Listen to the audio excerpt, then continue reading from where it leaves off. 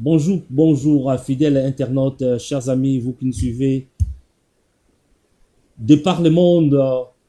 Bonjour, une fois de plus, pour suivre votre émission État des droits qui est présenté par votre humble serviteur Johnson Keto, le garant de la nation. Au-dessus de la mêlée, Nicolas, conflit, à côté, là, les pasteurs sans Bible. Merci de votre fidélité. Votre émission État des droits, l'émission qui vous apporte les nouvelles politiques du pays, du continent. Je suis là à la présentation. Cette émission qui est diffusée sur RCTV chaque mercredi, chaque jeudi, chaque vendredi et sur YouTube lundi et mardi. Les lots ba information yamboka oyebi émission et ya kana information yamboka émission ezali sur Facebook, émission ezali sur YouTube, émission ezali sur RCTV Facebook, RC Église Facebook, Johnson Keto Facebook, Top Africa TV Facebook, sur les réseaux sociaux. Partagez les liens, informez les amis, participez aussi s'il y a possibilité. Les numéros sont affichés sur le petit écran. Nous sommes au 0044 7932 3551 98 et au 0044 742 4547 148. Vous nous aurez en direct. Merci de votre fidélité. Émission Nabiso Lelo Togolobela, information Yamboka. Boyebi depuis élection les kaki. Makameza okende nengeza okende.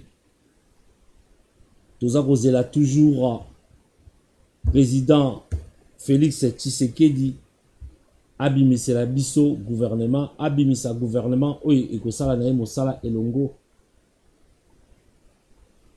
Ils ont facilité, ça fait un mois depuis qu'Aza n'a pas de opération, depuis qu'il a qui président.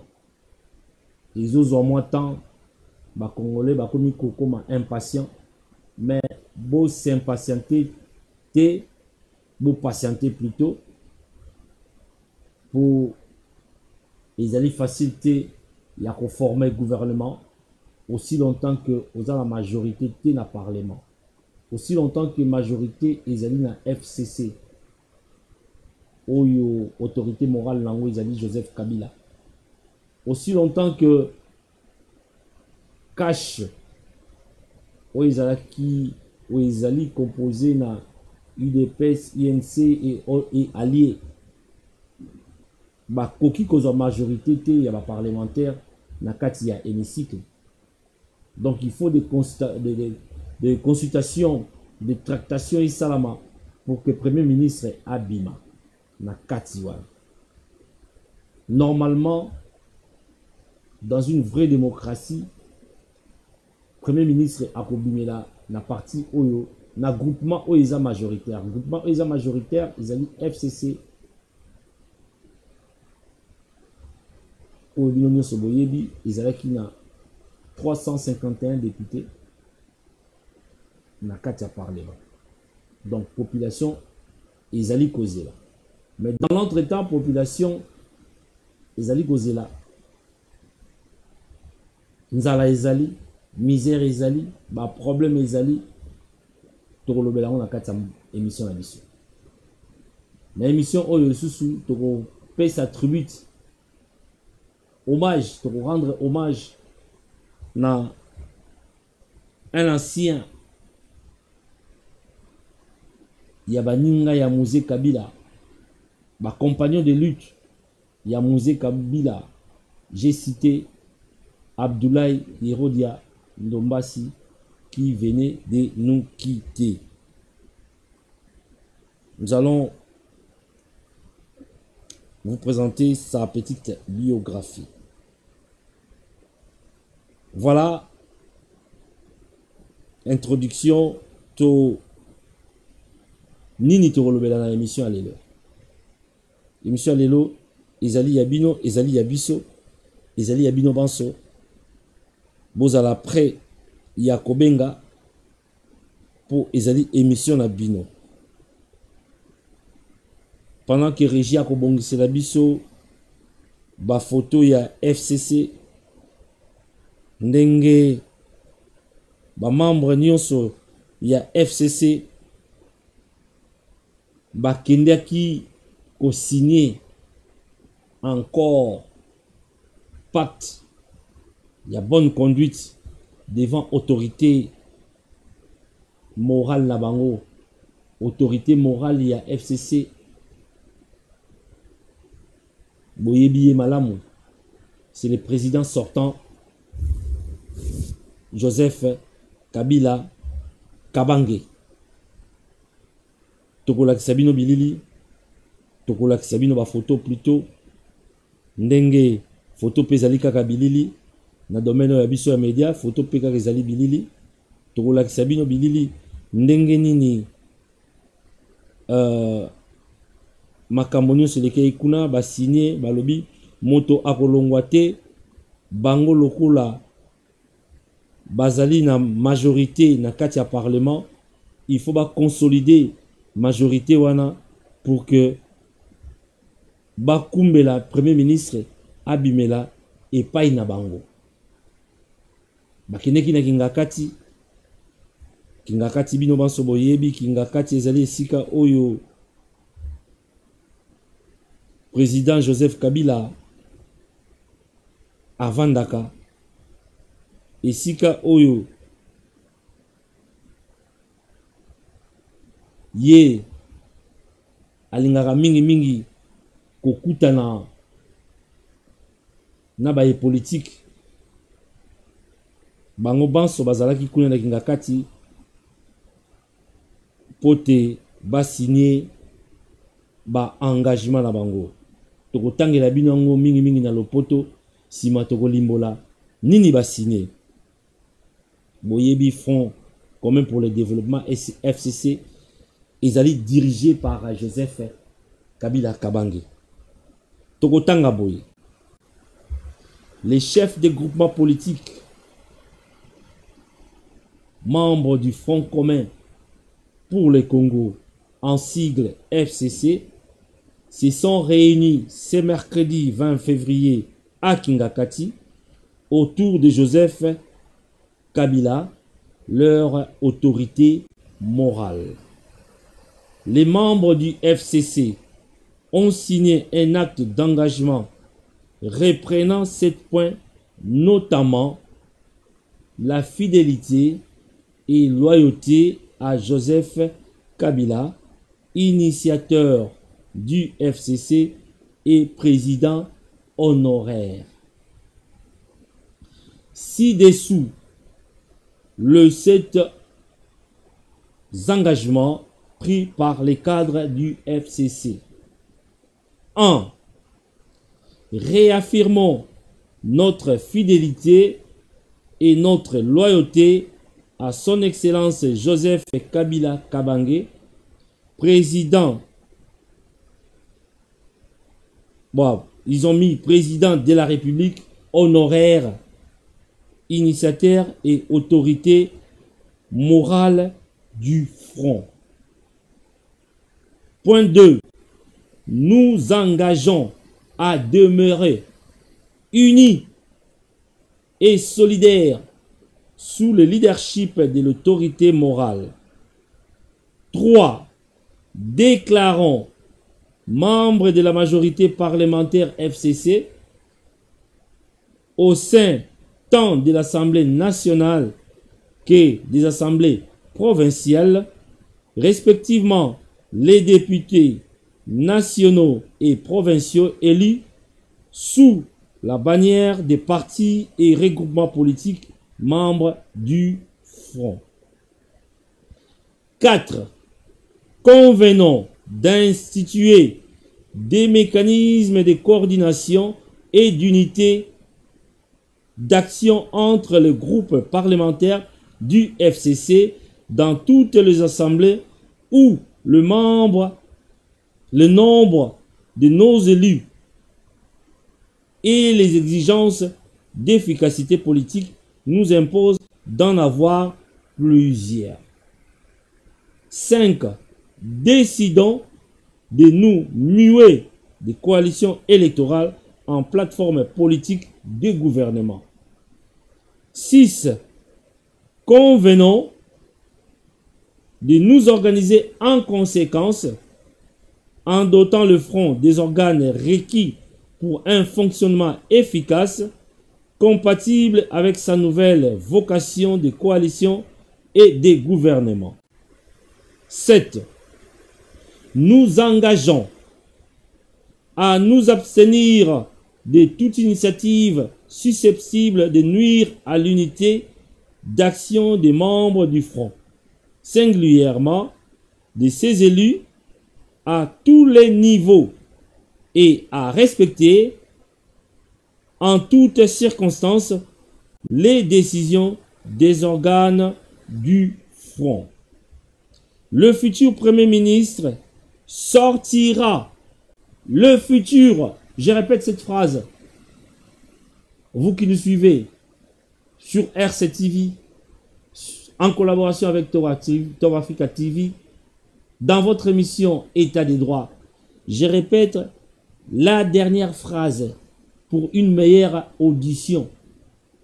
Le futur Premier ministre sortira dans le camp du FCC. À bon entendeur, salut. Oui, ça c'était la déclaration,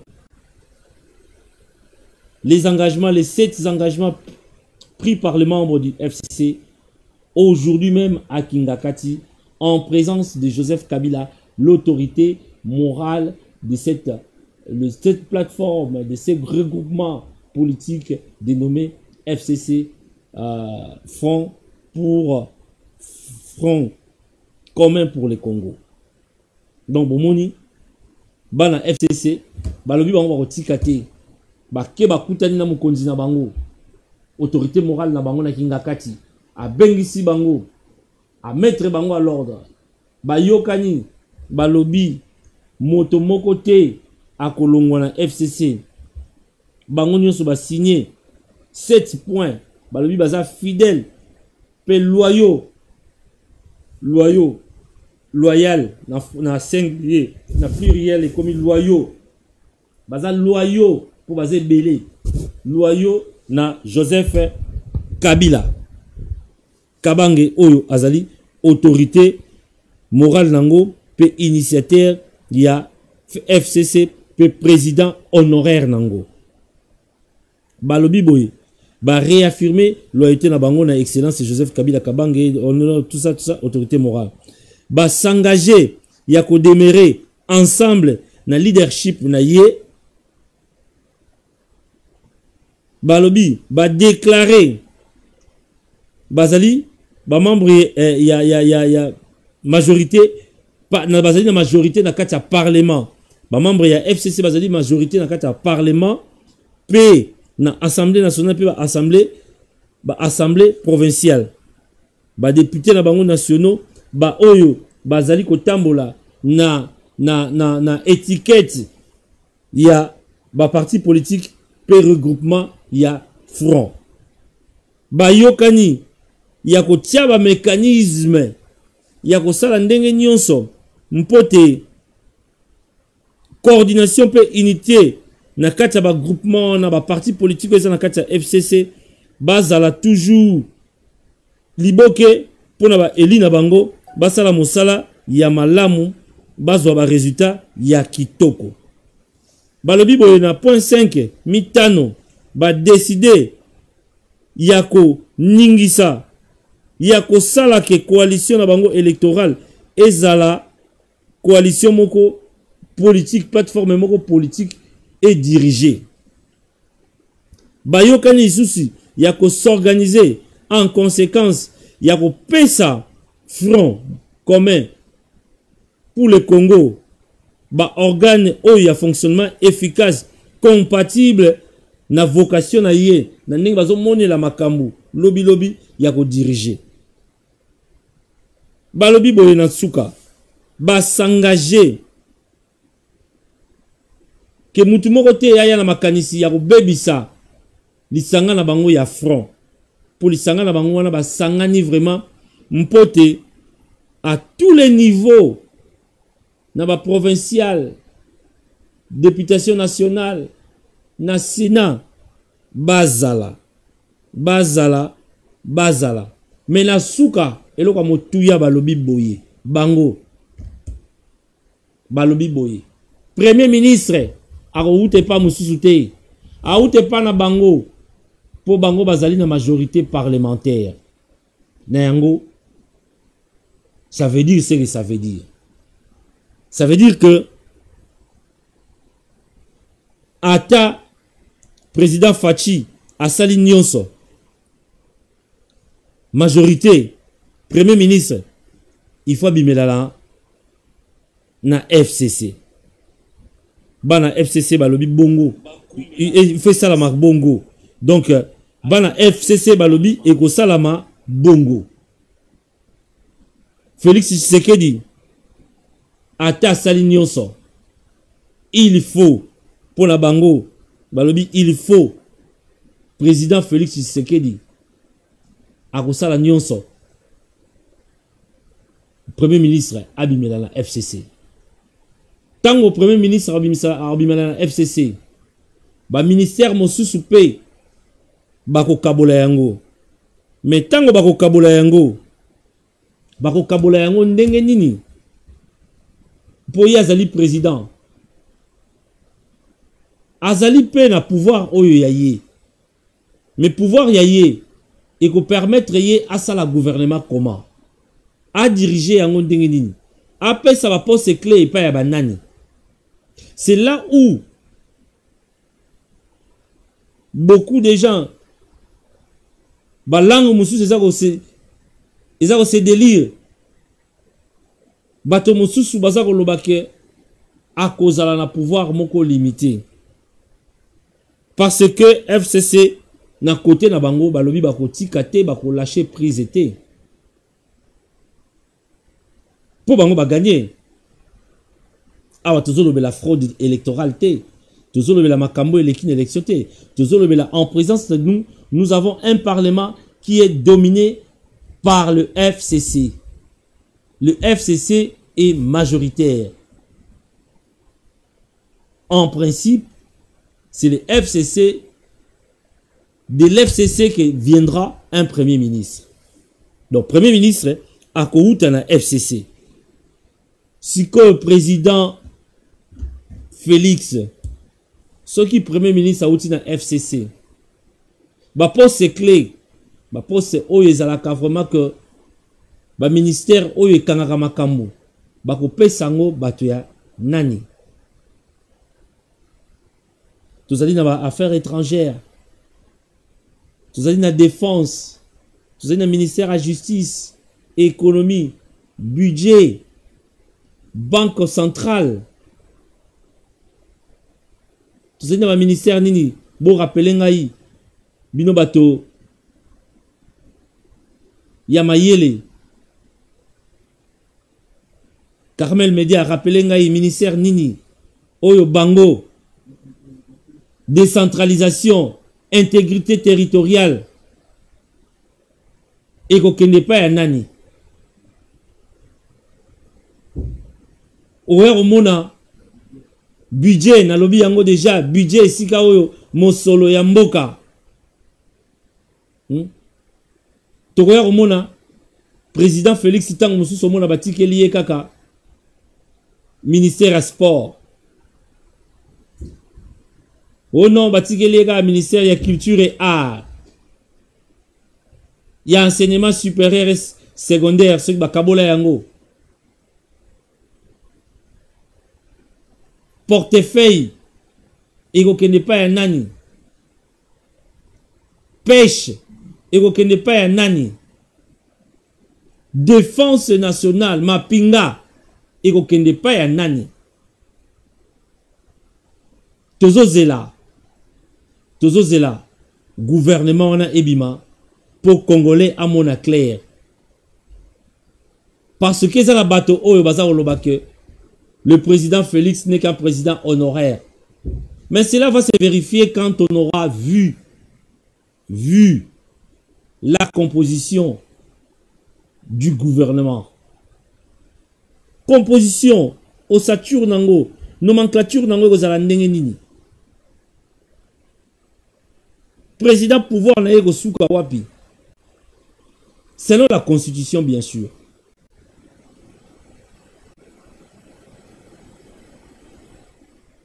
Nango kota FCC balobi barotikate. C'est là où le bas blesse. C'est là où les gens viennent dire que Kabila est parti, Kabila n'est pas encore parti.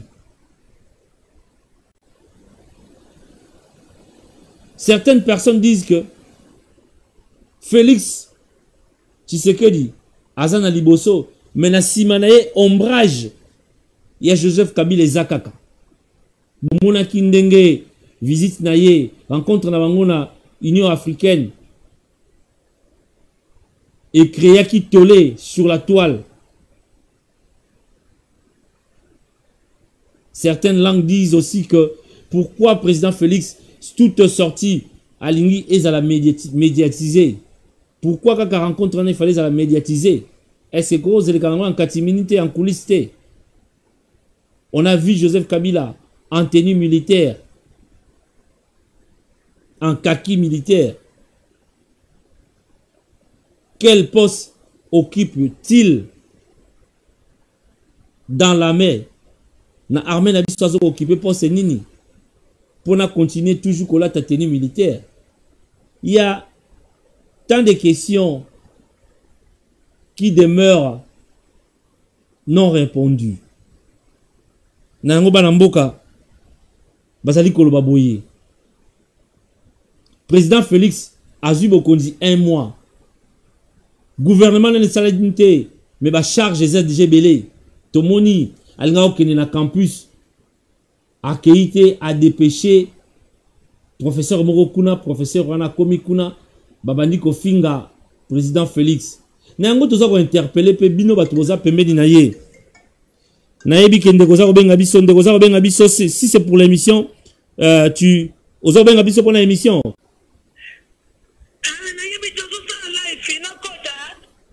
Tozolo bela makambo ya émission ya politique sokeza politique ité benga biso sima toza live na émission Sikoyo. OK. Na nina kota kasi mama mapata kendo tsepela. Olobi nini pona président Bokondi ya président Félix le gouvernement na bimité.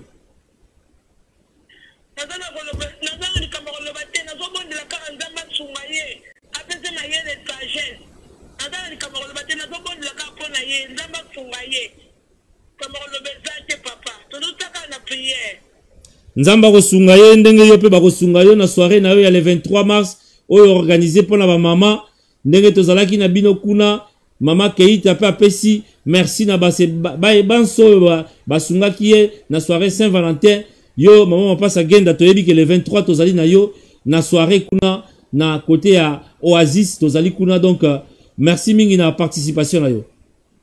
Merci Nzamba pambola yo bonne journée pe o mayele sagesse bye. Bye. Oui, donc, Tozali Koloba, président Félix, Bazali ko entouré, Bomeka ko veiller na communication. Azu Bokondi, à peine 1 mois, disons ça comme ça, 1 mois. Gouvernement n'a limité, mais Akouti Makambo, Ebele, est-ce que la caisse à l'État Akouti Mbongo, audit, et c'est Salami et Sili. Mpote ya banda ko résoudre ba problème à bateau. Est-ce que ça y est mon côté moutou, azoko milouki la ba makambu, et belé déjà bien avant. Il est là pour résoudre ba problème ya ba Congolais. Mais je crois qu'il est là pour résoudre les problèmes des Congolais dans sa globalité, dans son ensemble, pas individuellement. Pas un problème d'un groupuscule, d'un groupe de gens quelconque. Il n'a pas encore un budget doté pour lui, pour la République, pour des différents ministères. Mais ok, pas d'étudiants. Ok, le balabango nini. Olingo qui n'est pas étudiant, que le balabango nini. Ce qui sikoyo, au petit promesse, et que promesse on a et c'est réalisé. Na colline inspiré, wana bana ba tomboka pamba pamba. Ce qui iniki ne tomboki. Baza toujours en connivence avec les autres étudiants, ya mouchetou. IBTP. Tant que va tomboka. Et que, et dégénérer na présence na yo dégénérer. Tant que dégénéraka, au monaka, la police a perdu le contrôle. Barobet tata msous bala caoutchouc, bal mobo étudiant koufi. Et goya toujours na motu na yo. Et goya na motu na yo, o longwa maboko pembe, o koma maboko sale. Donc, il faudrait que le président Félix, à l'heure actuelle, à l'instant, qu'il limite des sorties inutiles, des rencontres inutiles, qui se concentre encore na formation à gouvernement, qui se concentre encore na audit ya oyeba akuti nini, akuti mbongo boni na caisse ya l'État. Parce que il sera là à donner des conseils peut-être qui ne seront pas plus tard réalisés et il sera mal vu. Donc vous qui êtes comme conseiller, vous qui êtes dans le parage du président, essayez de prodiguer des conseils. Essayez d'être de bons conseillers en matière de communication. C'est bien bon que nous ayons un président open, un président ouvert, un président qui consulte la masse, différent de son prédécesseur. Mais au même moment, vous devez aussi tenir compte des réalités qu'il a trouvées dans l'appareil de l'État. Il y a eu gabégie. Il y a eu impunité. Il faudra que le président Félix Atian Dembo na se akene mbangu mbangu te pole pole njo mwendo eloba biso ba Swahili malembe malembe en maîtrisant tous les domaines malembe malembe quand il aura formé un gouvernement c'est en ce moment là que ba ministre des tutelles ba la responsable ya makamuna bango à l'heure qu'il est le gouvernement sortant n'a pas encore signé sa démission.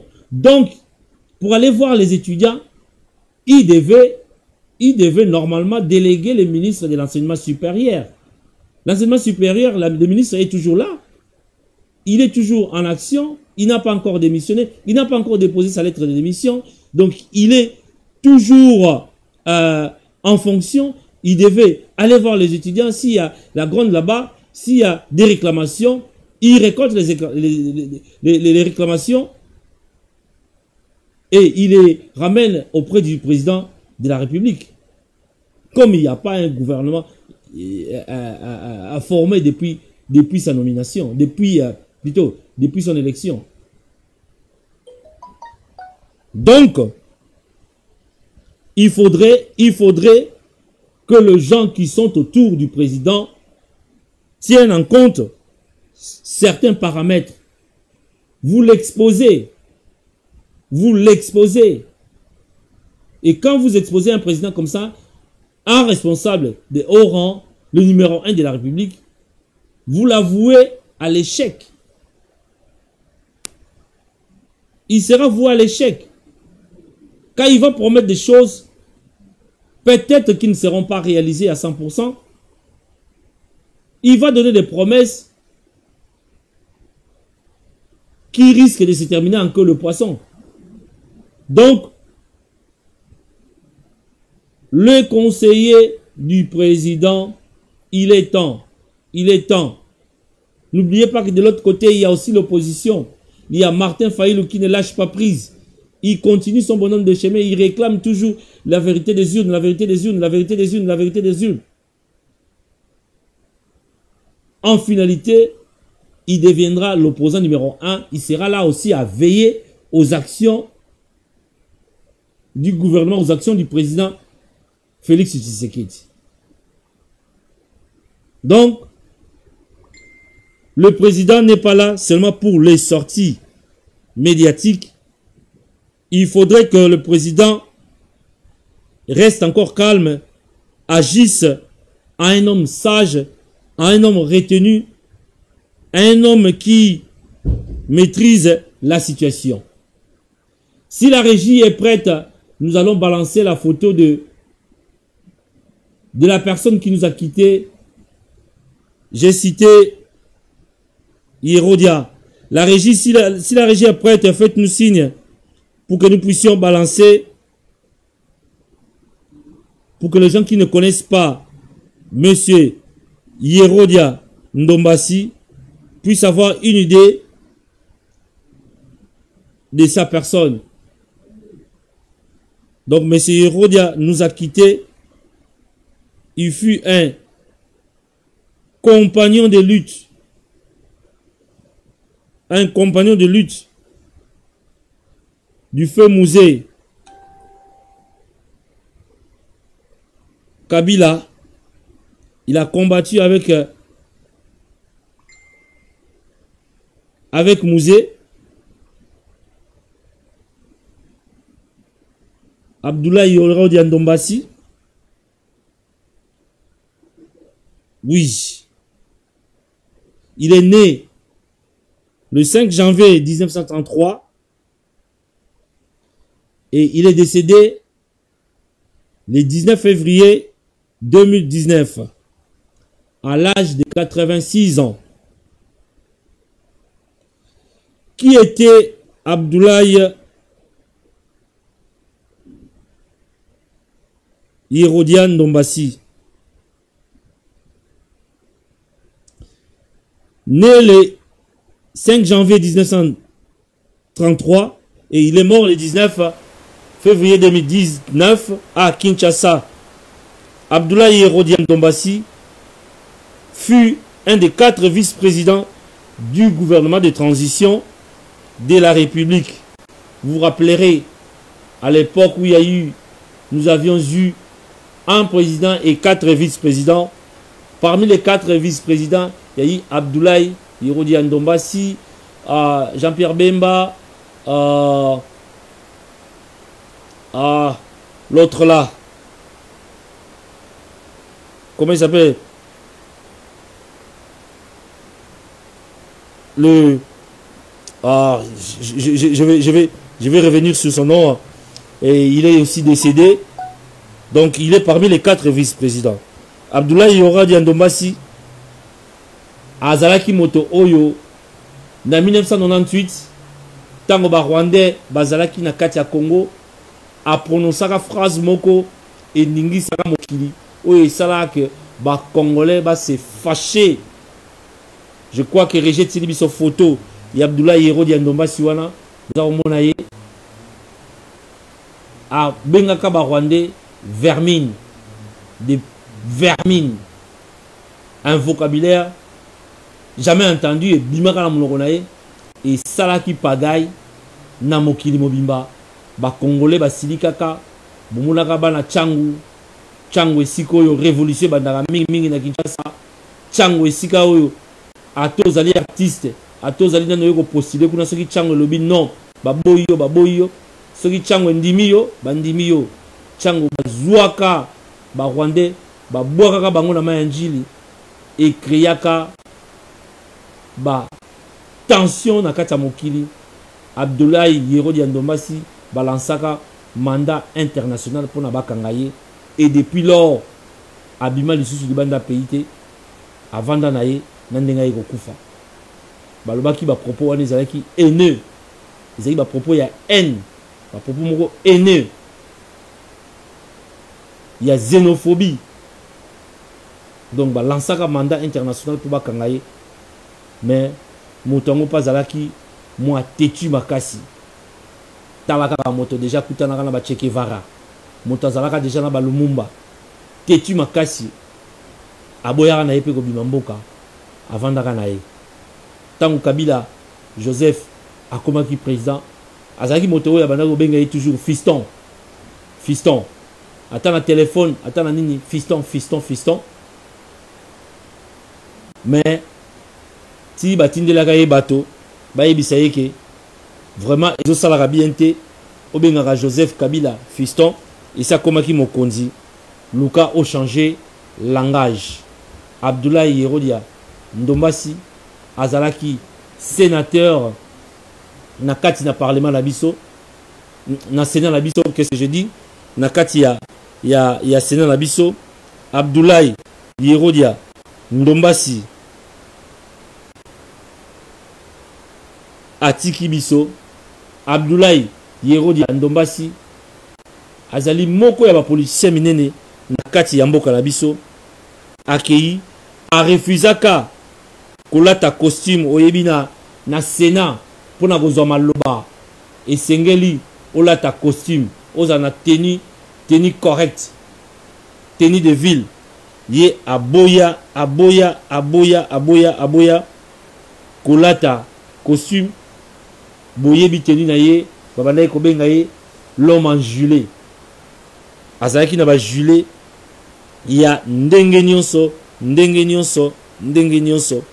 Alors aboya na ye, oui, les 4 vice-présidents ezalaki Jean-Pierre Bemba, Abdoulaye Yerodia Ndombasi, Azarias Rouberoy et Zaïd Ngoma aussi, qui nous avait quitté, paix à son âme. Donc Bangwana va diriger 4 vice-présidences de la République Tango Oyo, pouvoir ezaki partagé entre Joseph Kabila na 4 vice-présidents.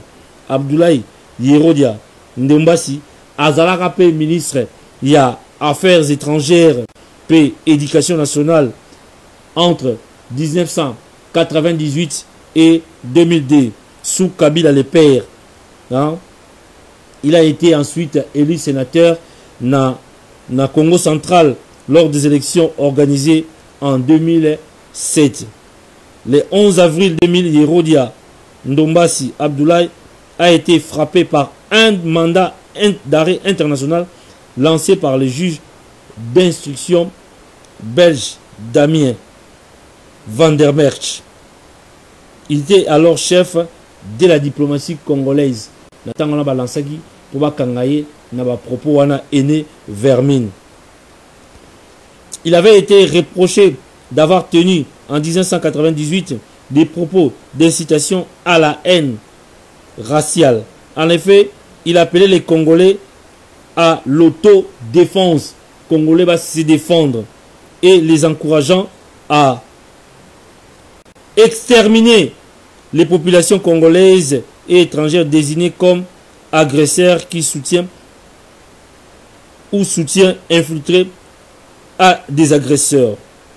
Mais un ordre d'annulation du mandat d'arrêt sera émis le 4 février 2002.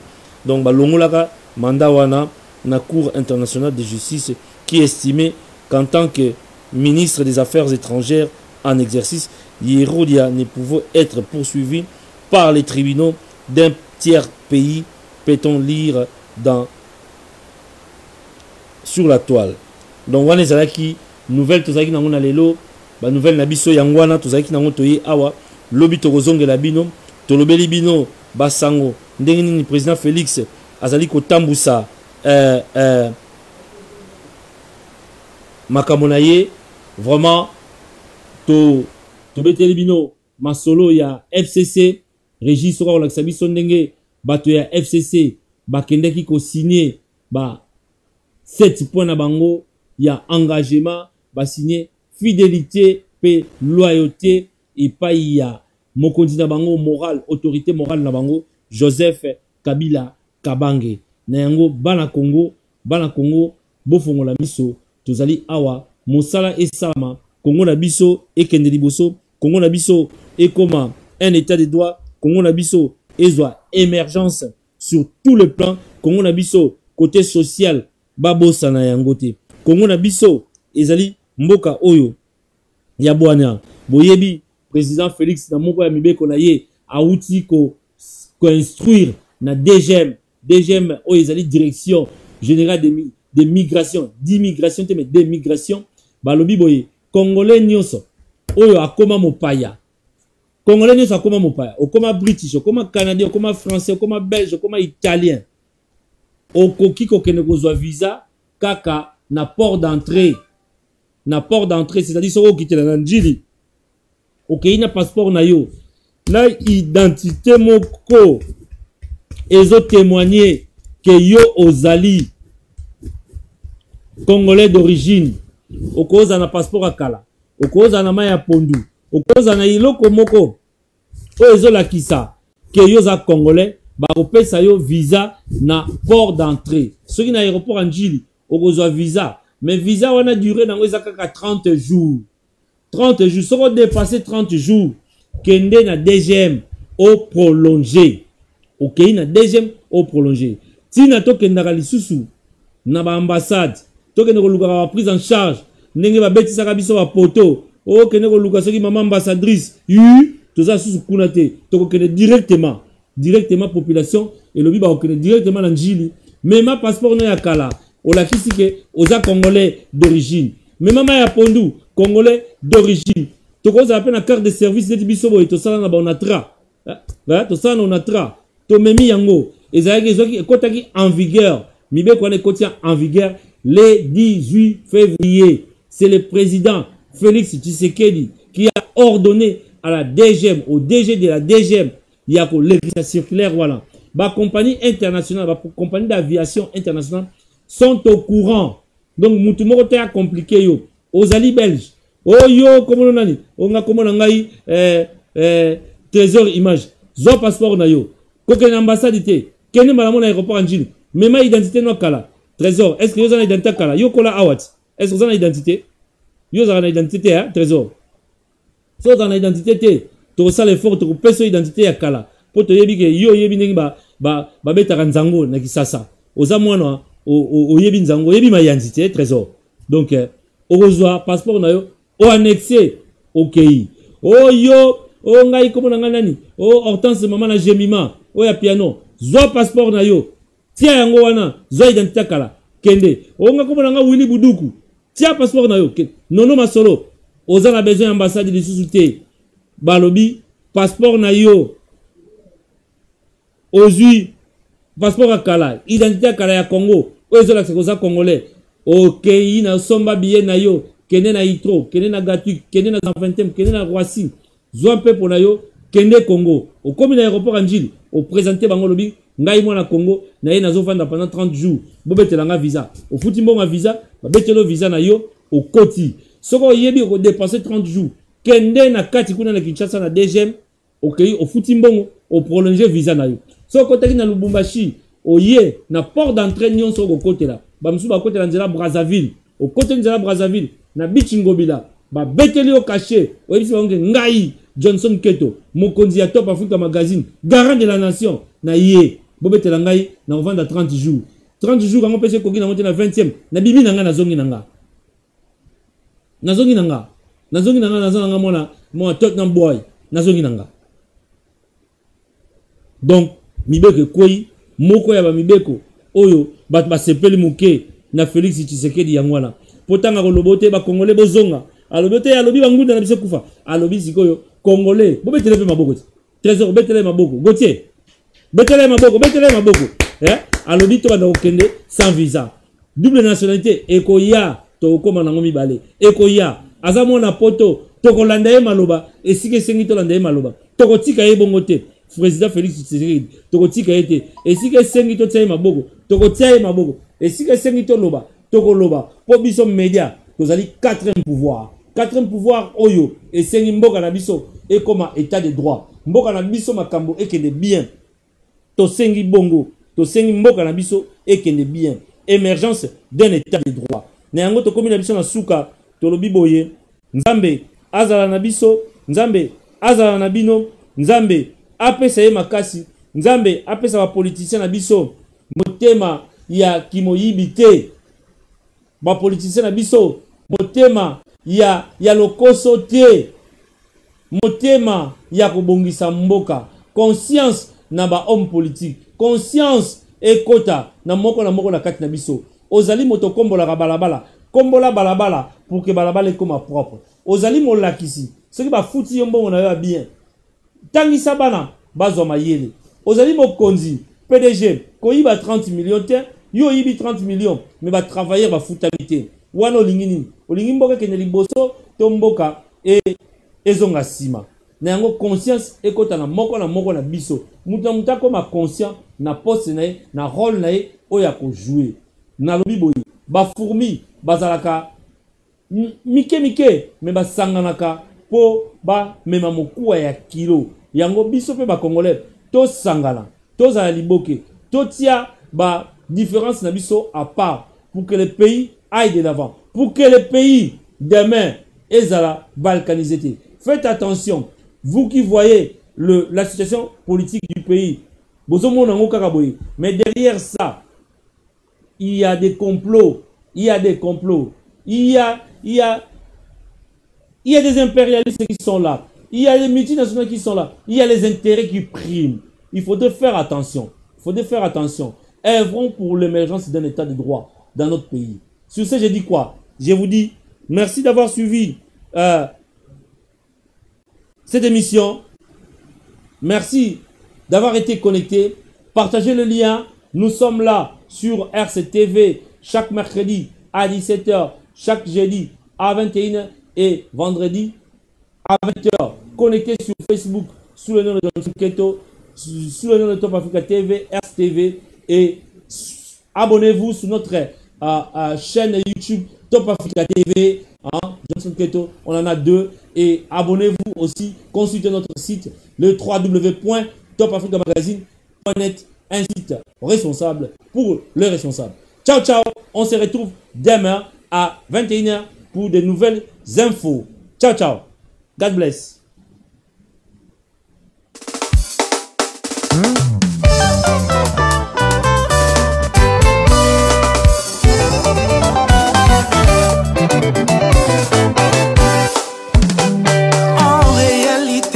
C'était pas Isaac, l'agneau selon le cœur des dieux tout-puissants. Plutôt c'était Jésus, Christ de Nazareth, l'enfant bien-aimé des dieux tout-puissants.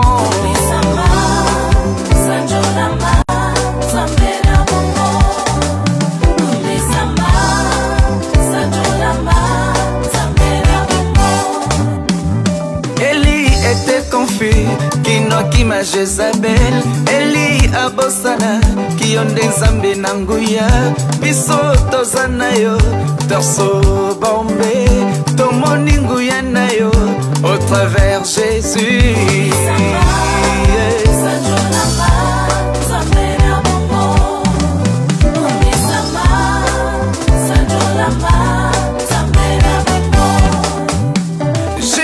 Photocopie, nayo vaillant héros, Moïse amonaki, elilingi nayo, biso tomonio, au travers Jésus, tomoningu ya nayo, au travers Jésus, au travers Jésus.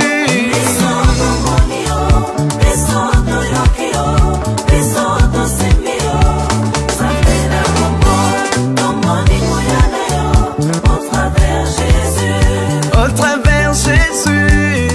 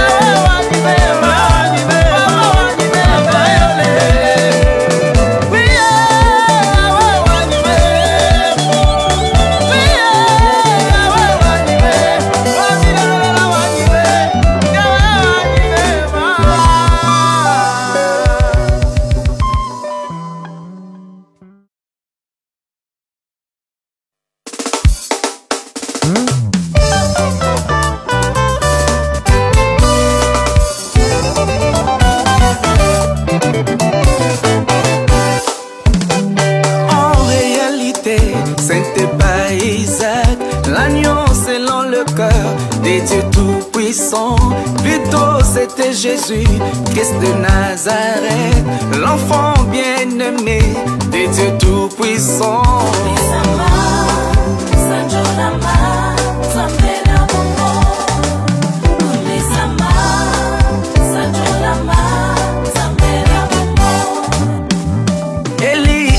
Confus, Kinoki ma Jezabel, Eli abosana, Kionde Nzambe nanguya, Biso tozana yo, Torso bombe, Tomoninguya na yo, au travers Jésus.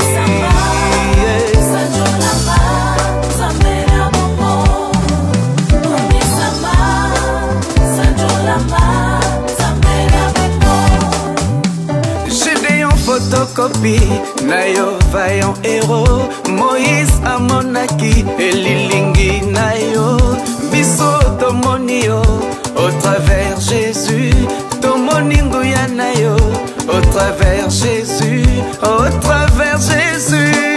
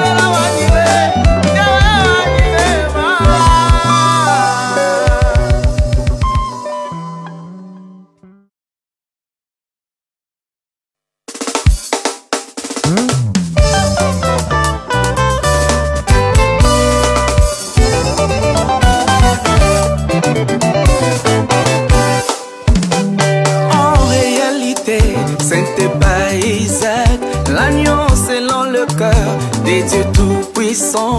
Plutôt c'était Jésus, Christ de Nazareth, l'enfant bien-aimé des dieux tout-puissants.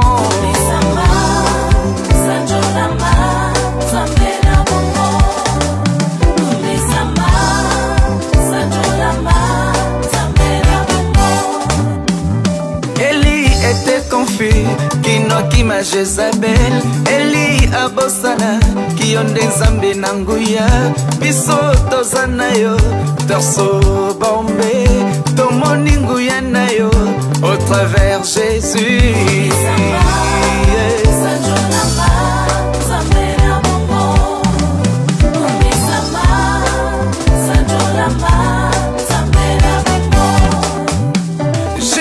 Photocopie, nayo vaillant héros, Moïse amonaki, elilingi nayo, biso tomonio, au travers Jésus, tomoningu ya nayo, au travers Jésus, au travers Jésus.